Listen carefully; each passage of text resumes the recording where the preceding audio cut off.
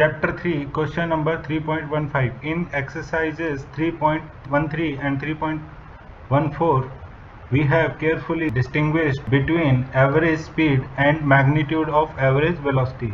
No such distinction is necessary when we consider instantaneous speed and magnitude of velocity. The instantaneous speed is always equal to magnitude of instantaneous velocity. Why?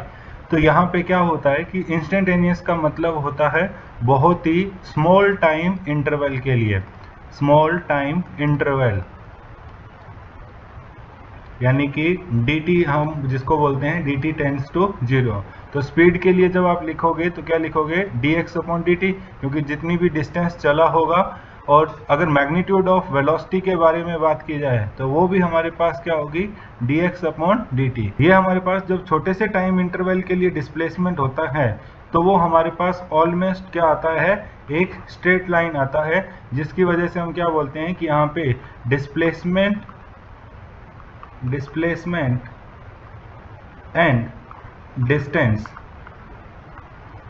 तो displacement का magnitude और distance दोनों almost ही हमारे पास एक ही value देखने को मिलती है, इसलिए इंस्टेंटेनियस वेलोसिटी और इंस्टेंटेनियस स्पीड के अंदर हम ज़्यादा डिफरेंस नहीं बता सकते, लेकिन बड़े टाइम इंटरवल के लिए इनमें डिफरेंस पॉसिबल होता है अनलेस और अनटिल वो एक यूनि डायरेक्शन में स्ट्रेट लाइन मोशन हो। Chapter 3 question number 3.16। Look at the graphs A to D carefully and state with reasons which is of these cannot possibly represent one dimensional motion of particles।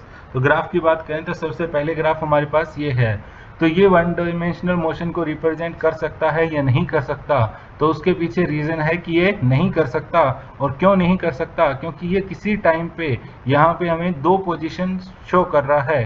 क्या ऐसा possible है किसी भी चीज़ के लिए कि वो एक ही टाइम पे दो जगह पे प्रेजेंट हो? आप यहाँ पे भी चेक कर सकते हैं, आप यहाँ पे भी चेक कर सकते हैं। तो हर जगह जो है वो एक टाइम इंटरवल, एक टाइम इंस्टेंट पे दो लोकेशंस पॉसिबल नहीं होती। नेक्स्ट हमारे पास जो ग्राफ है वो है वेलोसिटी टाइम के लिए। तो यहाँ पे भी अगर आप देखें तो यहाँ पे जो वेलोसिटी को रिप्रेजेंट कर रहा है, यहाँ पे आपकी वेलोसिटी क्या बता रहा है, ओरिजिन से ऊपर है, तो ये बोल रहा है वेलोसिटी पॉजिटिव है। उसी इंस्टेंट पे ये बोल रहा है कि वेलोसिटी नेगेटिव है।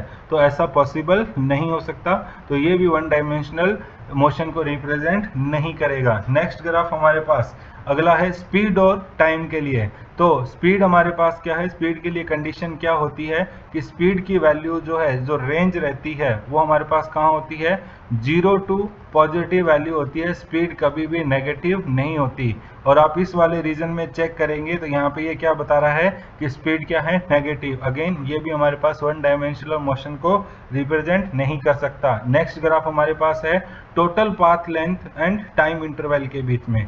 टोटल पाथ लेंथ, जैसे मान लीजिए किसी ने ए से चलना स्टार्ट किया, चाहे वो घूम फिर के कैसे भी करे, अगर वो चलते जा रहा है दैट मीन्स ये लेंथ जो है वो लाइन की क्या होती जा रही है, बढ़ती जा रही है। ये कभी भी डिक्रीज नहीं होगी। तो यहाँ से लेके इस टाइम इंटरवल तक के लिए तो लेंथ क्या हो रही है, बढ़ रही है। लेकिन इस वाले ड्यूरेशन के अंदर ये क्या बोल रहा है कि लेंथ क्या हो रही है, कम हो रही है।